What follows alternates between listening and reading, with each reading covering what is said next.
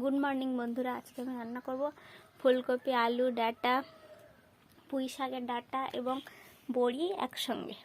ঠিক আছে, তো চলো শুরু করা যাক।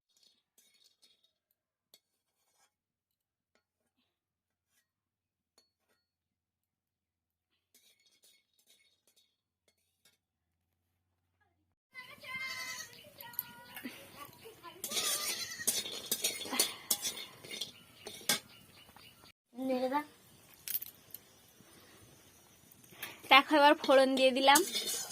এরপর তরকারিগুলোর মধ্যে দিয়ে দেবো।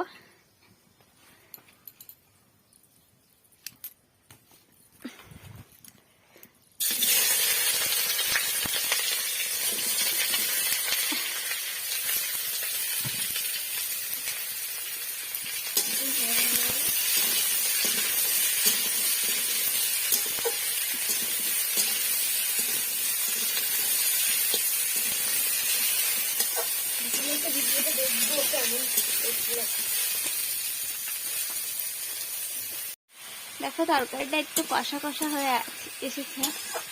এবার আমি এর মধ্যে কাঁচা লঙ্কা কেটে রেখেছি, কাঁচা লঙ্কাটা দিয়ে দেবো।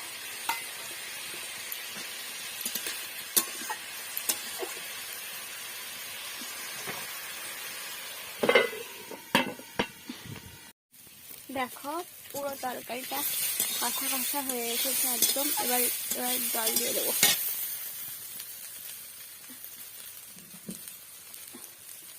পরিমাণ মতো জল দেবো।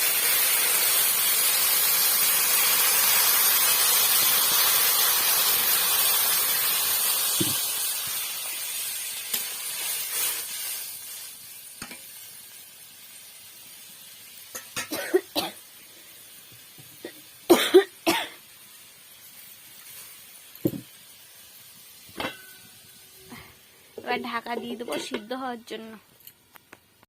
তরকারি হয়ে এসেছে, এবার ঢেলে নেব। কমপ্লিট আমাদের ফুলকপি আলু বড়ির রেসিপি।